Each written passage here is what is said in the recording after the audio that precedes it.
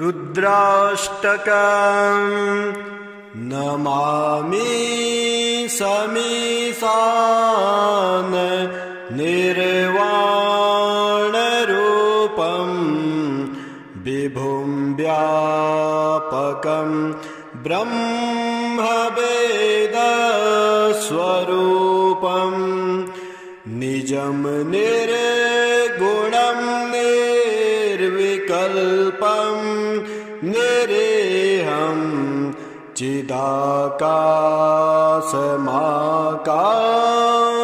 चिदाकाशमाकाशवासं भजेऽहं निराकारमोङ्कार मूलं तुरीयं गिराज्ञानगोति त्वमेशं गिरीशं करालं महाकाल कालं कृपालं गुणागार संसार पारं नतोऽहं तुषाराधिसङ्काश गौरं गभीरं मनोभूतकोटे प्रभाश्री शरीरं स्फुरल्लोलिकल्लोलिनी चारुगङ्गा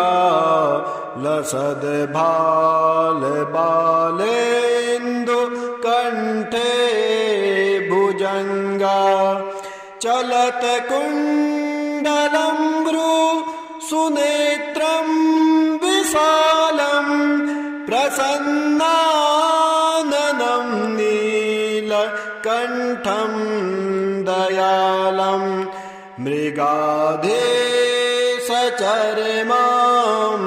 वरं मुण्डमालं प्रियं शङ्करं सर्वनाथं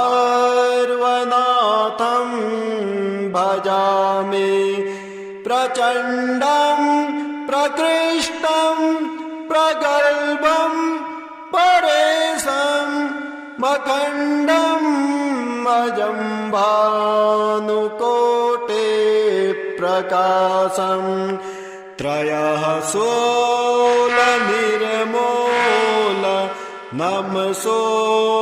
नमशूलपाणिं भजेऽहं भवानी प्रतिभावगम्यं कलातीतकल्याण कल्पान्तकारी सदा सच्चिदानन्द दाता पुरारे चिदानन्द सन्दोह मोहापहारे प्रसीद प्रसीद प्रभो मन्मथारे न यावत् उमानाथ पादारविन्दं भजन्ति हलोके परे वा नराणां न तावत् सुखं शान्ति सन्तापनाशं प्रसीद प्रभो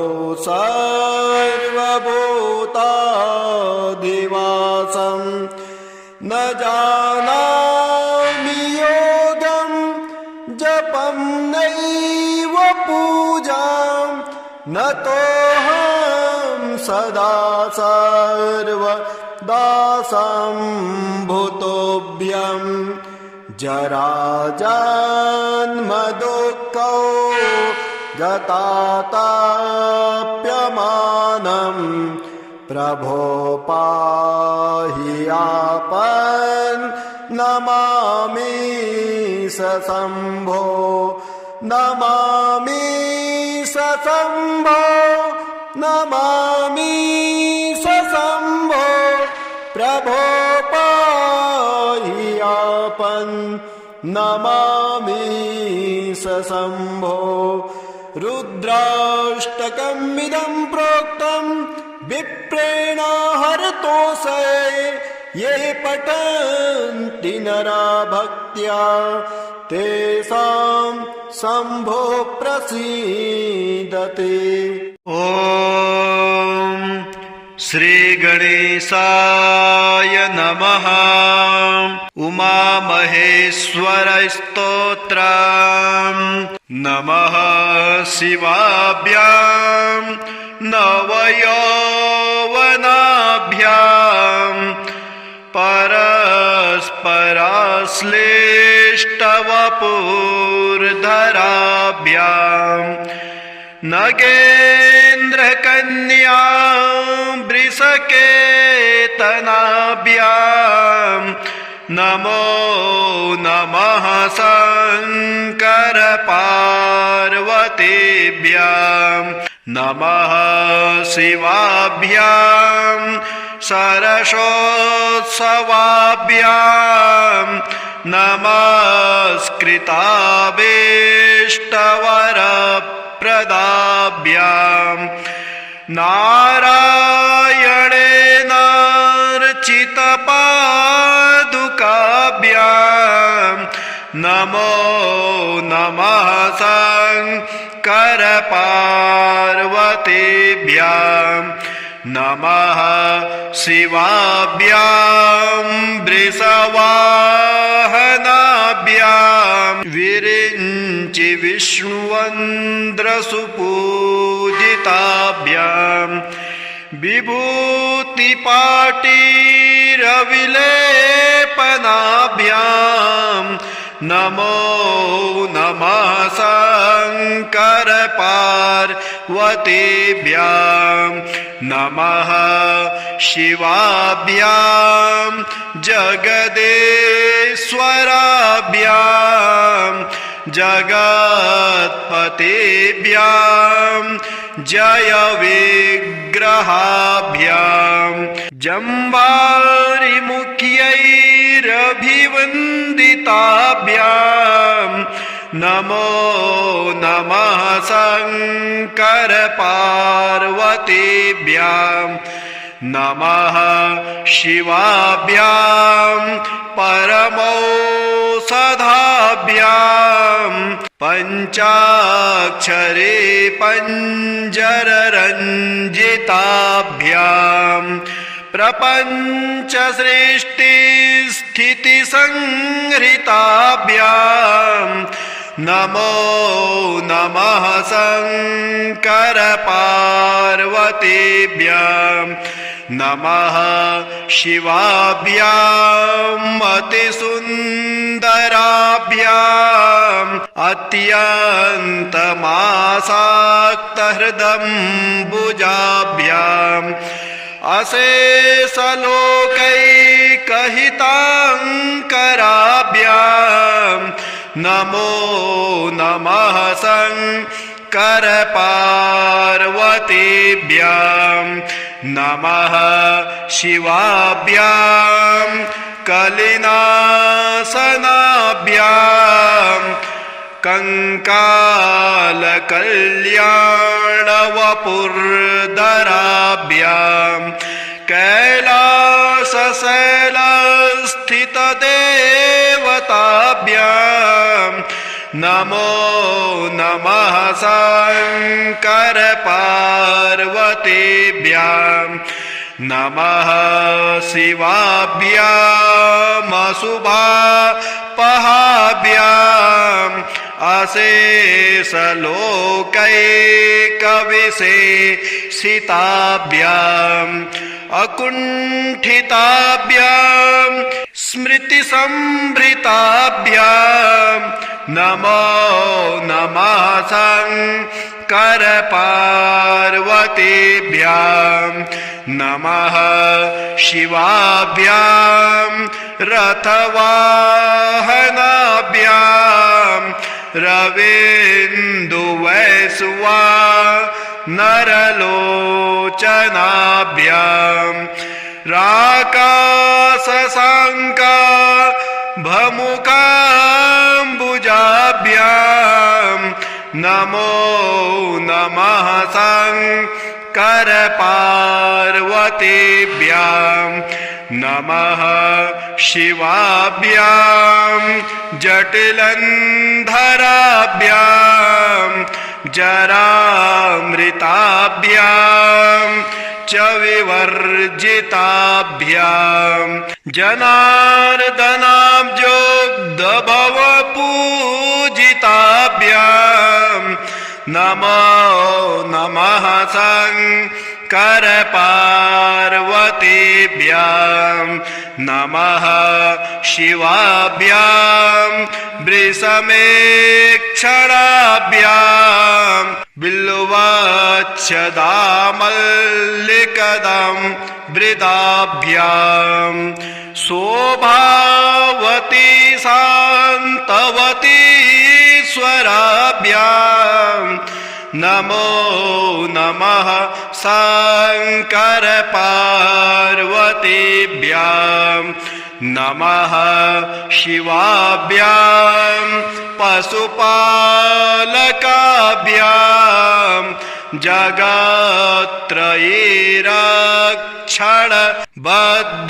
जगत्त्रयीरक्षणबद्धहृदाभ्यां समस्तदेवा सुरपूजिताभ्यां नमो नमः शङ्करपार्वतीभ्यां स्तोत्रं त्रिसन्ध्यां शिवपार्वतीभ्यां भक्त्या पठेद्वा दशकं नरो यः सर्वसौभाग्यफलानि भुक्ते शतायुरान्ते शिवलोकमेति पार्वती वल्लभ नीलकण्ठाष्टकम् नमो भूतनाथं नमो देवदेवं नमः कालकालं नमो देव्यतेजः नमः कामभस्मं नमत्शान्तशीलं भजे पार्वती वल्लभं नीलकण्ठं सदा तीर्थसिद्धं सदा भक्तरक्षं सदा सेवपूज्यं सदा शुभ्रभस्मं सदा ध्यानयुक्तं सदा ज्ञानकल्पं भजे पार्वती वल्लभं नीलकण्ठं शंसाने शयानं महास्थानवासं शरीरं गजाननं सदा चर्मवेष्टं पिशाचाधिनाथं पशूनां प्रतिष्ठं भजे पार्वती वल्लभं नीलकण्ठं फणिनागकण्ठे भुजङ्गाद्यनेकं गले रुण्डमालं महावीरशूरं कटिव्याघ्रचर्मं चिताभस्मलेपं भजे पार्वती वल्लभं नीलकण्ठं शिरस्सोद्धगङ्गा शिवा वामभागं बृहद्दीर्घकेशं सदा मां त्रिनेत्रं फणिनागकर्णं सदा बालचन्द्रं भजे पार्वती वल्लभं नीलकण्ठं करे शूलधारं महाकष्टनाशं सुरेशं परेशं महेशं जनेशं धनेशस्तुतेशं ध्वजेशं गिरीशं भजे पार्वती वल्लभं नीलकण्ठम् उदानं सुदानं सुकैलासवासं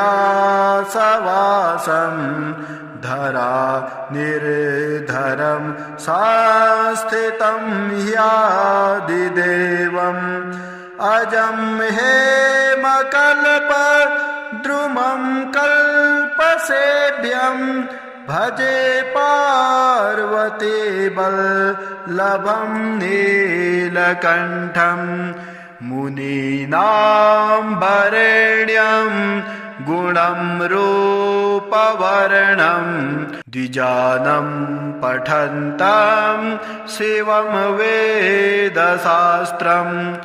अहो दीनवत्सं कृपालुं शिवं तं भजे पार्वती वल्लभं नीलकण्ठं सदा भावनाथं सदा सेव्यमानं सदा भक्तिदेवं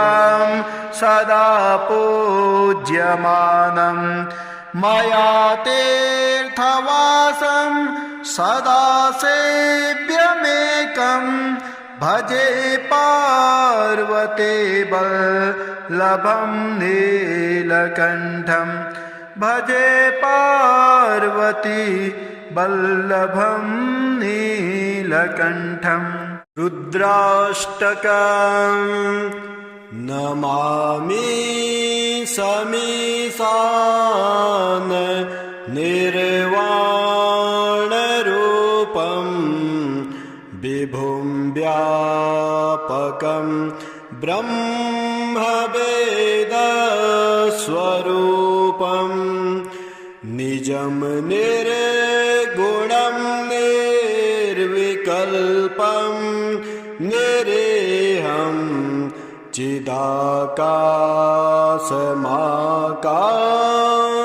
चिदाकाशमाकाशवासं भजेऽहं निराकारमोङ्कार मूलं तुरीयं गिराज्ञानगोति त्वमीशं गिरीशं करालं महाकाल कालं कृपालं गुणागार संसार पारं नतोऽहं तुषाराधिसङ्काश गौरं गभीरं मनोभूतकोटे प्रभाश्री शरीरं स्मुरल्लोलिकल्लोलिनी चारुगङ्गा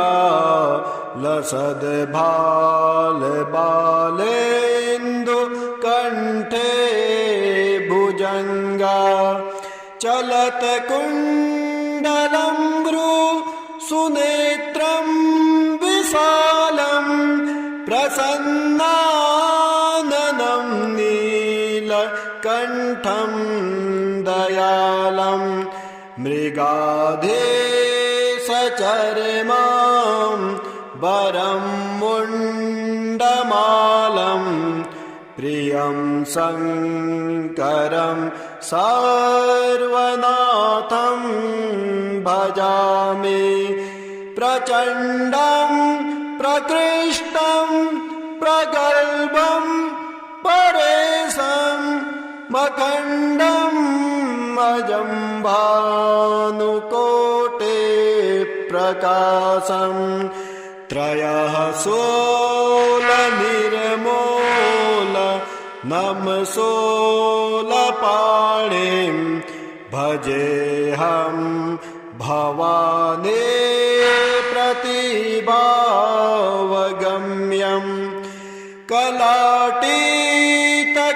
कलातीतकल्याण कल्पान्तकारी सदा सच्चिदानन्द दाता पुरारे चिदानन्द सन्दोह मोहापहारे प्रसीद प्रसीद प्रभो मन्मथारे न यावत् उमानाथ पादारविन्दं भजन्ति हलोके परे वा नराणां न तावत् सुखं शान्ति सन्तापनाशं प्रसीद प्रभो सर्वभूताधिवासं न जानामि योगं जपं नैव पूजां न तोऽहं सदा सर्वदासं भूतोऽभ्यं जराजन्म दुःखौ जताताप्यमानं प्रभो पाहि आपन् नमामि सशम्भो नमामि सशम्भो नमामि सशम्भो प्रभो पाहि आपन् नमामि सशम्भो रुद्राष्टकमिदं प्रोक्तं विप्रेण हरतोषे ये पठन्ति नरा भक्त्या तेषां शम्भो प्रसीदते। ॐ श्रीगणेशाय नमः। उमामहेश्वरस्तोत्रम् नमः शिवाभ्यां नवयौवनाभ्यां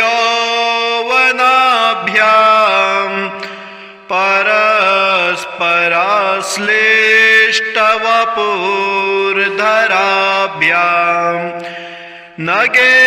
नगेन्द्रकन्या वृषकेतनाभ्यां नमो नमः शङ्कर पार्वतीभ्यां नमः शिवाभ्यां सरसोत्सवाभ्यां नमस्कृताभीष्टवरप्रदाभ्यां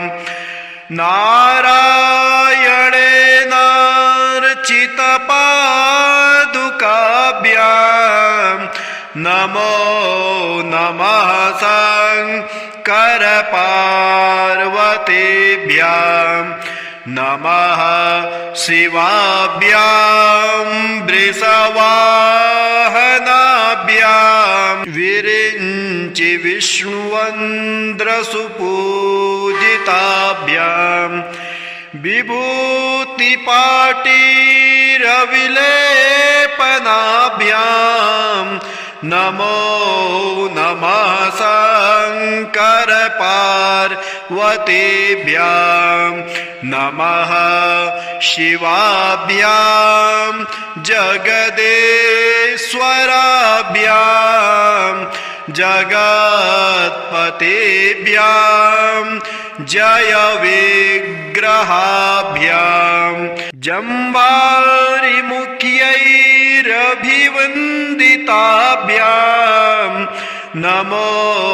नमः शङ्कर पार्वतीभ्यां नमः शिवाभ्यां परमो सधाभ्याम् पञ्चाक्षरे पञ्जररञ्जिताभ्याम् प्रपञ्च सृष्टिस्थितिसंहृताभ्याम् नमो नमः शङ्कर पार्वतीभ्याम् नमः शिवाभ्याम् अतिसुन्दराभ्याम् अत्यन्तमासाक्तहृदम्बुजाभ्याम् अशेषलोकैकहिताङ्कराभ्याम् नमो नमः शङ्कर पार्वतीभ्याम् नमः शिवाभ्याम् कलिनाशनाभ्याम्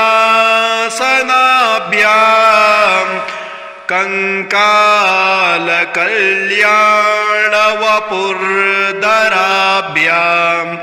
कैलासशैलस्थितदेवताभ्याम् नमो नमः शङ्कर पार्वतीभ्याम् नमः शिवाभ्यामशुभापहाभ्याम्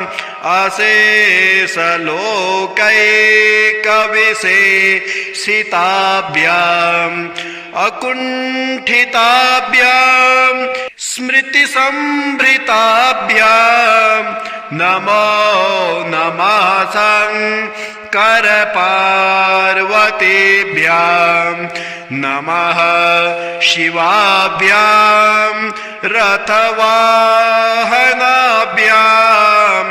रवीन्दुवैश्वानरलोचनाभ्याम् राकाशशाङ्का भमुकाम्बुजाभ्याम् नमो नमः शङ्कर पार्वतीभ्याम् नमः शिवाभ्याम् जटिलन्धराभ्याम् जरामृताभ्याम् च विवर्जिताभ्याम् जनार्दनाब्जोग्धभवपूजिताभ्याम् नमो नमः शङ्कर पार्वतीभ्याम् नमः शिवाभ्याम् वृषमेक्षणाभ्याम् बिल्वच्छदामल्लिकदम् वृदाभ्याम् शोभावती शान्तवती स्वराभ्याम् नमो नमः शङ्कर पार्वतीभ्याम् नमः शिवाभ्याम् पशुपालकाभ्याम्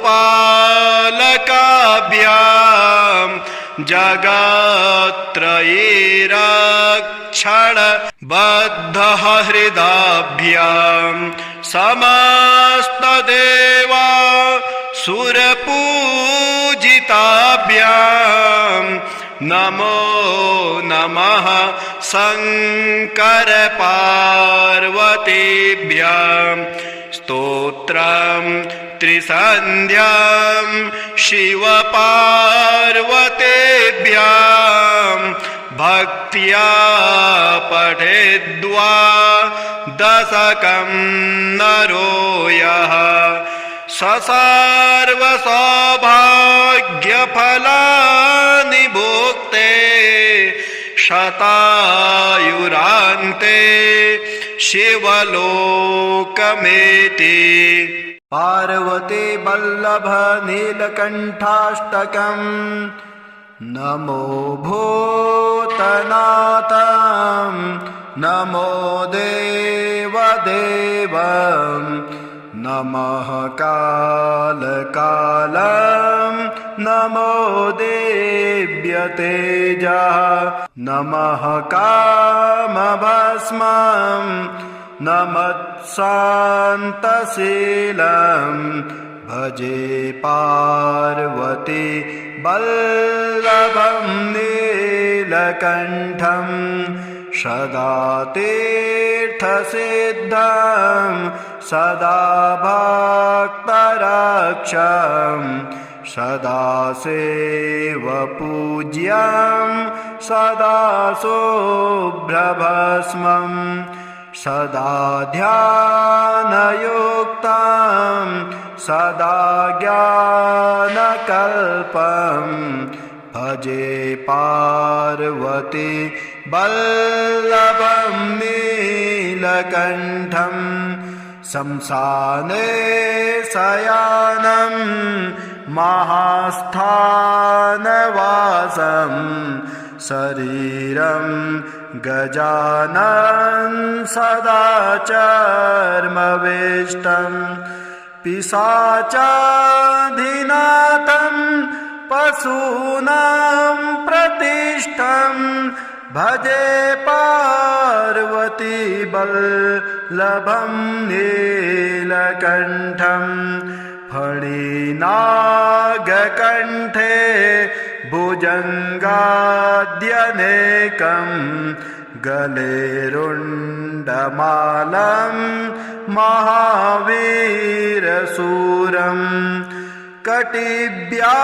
कटिव्याघ्रचर्मं चिताभस्मलेपं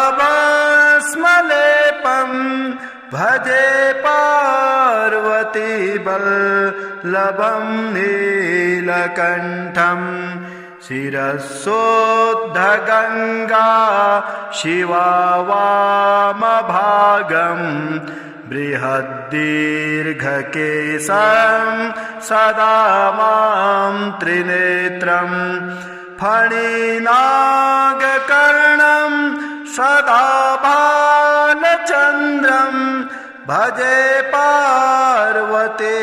वल्लभं नीलकण्ठं करे शूलधारं महाकाष्ठनाशं सुरेशं परेशं महेशं जनेशं धनेशस्तुतेशं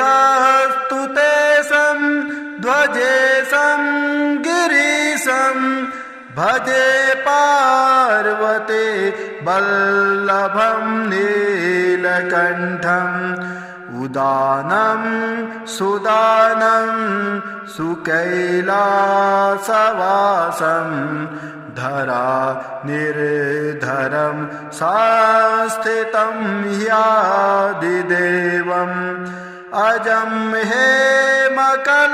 हेमकल्पद्रुमं कल्पसेव्यं भजे पार्वती वल्लभं नीलकण्ठं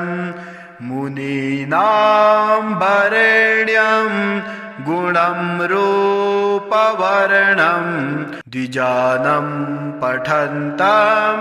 शिवं वेदशास्त्रम् अहो दीनवत्सं कृपालुं शिवं तं भजे पार्वती वल्लभं नीलकण्ठं सदा भावनाथं सदा सेव्यमानं सदा भक्तिदेवं सदा पूज्यमानं मया तीर्थवासं सदा सेव्यमेकं भजे पार्वती वल्लभं नीलकण्ठं भजे पार्वती वल्लभं नीलकण्ठम्।